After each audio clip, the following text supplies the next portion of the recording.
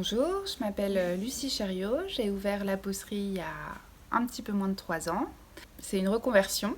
À la base, je suis architecte. Après 5 ans dans le métier, je m'ennuyais un petit peu. Puis un jour, mon père m'a proposé de venir essayer de travailler avec eux. Mes parents étaient à ce moment-là grossistes pour les cordonniers. Ce qui m'a le plus intéressé, c'était le petit rayon cuir qui était à disposition des cordonniers, que j'ai décidé de développer pour les artisans maroquiniers, selliers et puis les particuliers. J'ai travaillé avec eux pendant 3 ans, puis j'ai décidé d'ouvrir ma propre structure. Donc j'ai repris ce petit rayon cuir, ainsi qu'une toute petite entreprise d'un fournisseur qui partait à la retraite qui fabriquait du lacet de cuir. Donc je me suis lancée. Voilà, j'ai trouvé ce local de 200 mètres carrés dédié au cuir, au travail du cuir, l'outillage, la bouclerie, le fil, les teintures, etc. Pour tout le monde, ouvert à tout le monde.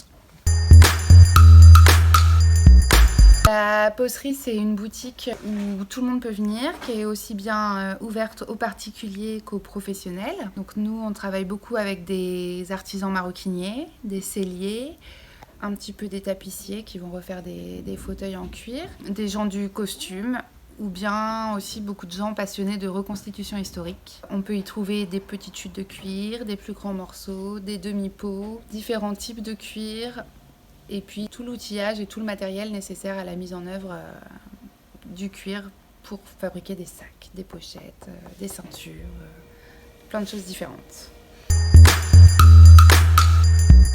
Donc il faut savoir que les animaux ne sont pas élevés pour leur cuir, ils sont élevés pour leur viande. On cherche aussi à travailler beaucoup en économie circulaire. On travaille avec les industriels, on leur rachète leur fin de série. Ça peut être des marques de chaussures pour enfants comme des grandes marques de luxe. On n'a pas forcément 2 fois la même chose, mais on est vraiment dans cette volonté de anti-gaspi et de revaloriser des choses qui étaient au fond des placards.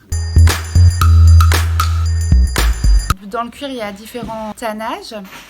On va avoir le plus traditionnel qui va être le tannage végétal. Donc c'est un tannage qui est fait à base d'écorce de chêne, par exemple, ou de mimosa.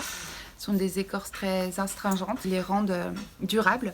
C'est un tannage qui est très intéressant parce qu'on peut faire beaucoup de choses avec, le teinter, le mouler, le graver. Il prend aussi une patine particulière.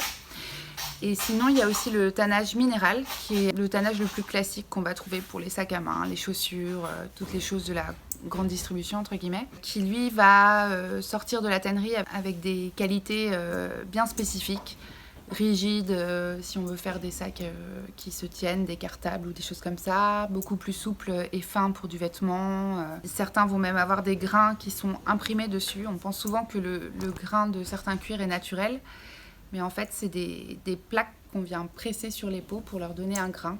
Certaines grandes marques ont d'ailleurs des grains bien spécifiques qui reflètent leur identité.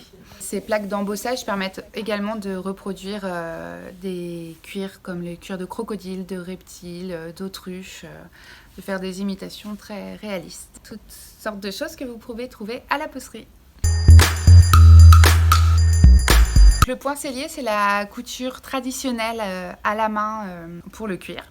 C'est un point qui est très solide car à chaque point, on va faire comme un petit nœud, une petite boucle qui va permettre à la couture de ne pas se défaire si jamais elle casse à un endroit. C'est le point que vont utiliser les selliers, mais c'est un point qui est très utilisé aussi en maroquinerie.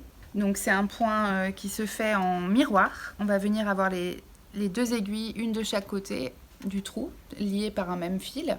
On va insérer la première aiguille, puis on va créer une forme de croix avec l'autre aiguille. On va tirer sur le fil vers le bas pour pouvoir passer la 2e aiguille. Puis autour de celle-ci, on va former une petite boucle qui crée ce nœud qui rend très solide cette couture et tirer de chaque côté pour avoir une bonne tension et un point bien placé qui prend toujours ce petit biais si spécifique au point sellier. La pocerie se trouve aux 12 rue de la Roberdière à Rennes. C'est dans la zone industrielle de la route de Lorient. Elle est ouverte à tout le monde, aux artisans comme aux particuliers. Nous sommes là pour vous diriger vers les cuirs adaptés à vos projets, vous faire des petites démonstrations d'outillage. On propose aussi des ateliers avec des artisans professionnels. Et vous pouvez trouver plus d'informations sur notre site internet lapocerie.fr ou sur Insta ou Facebook, La Pocerie.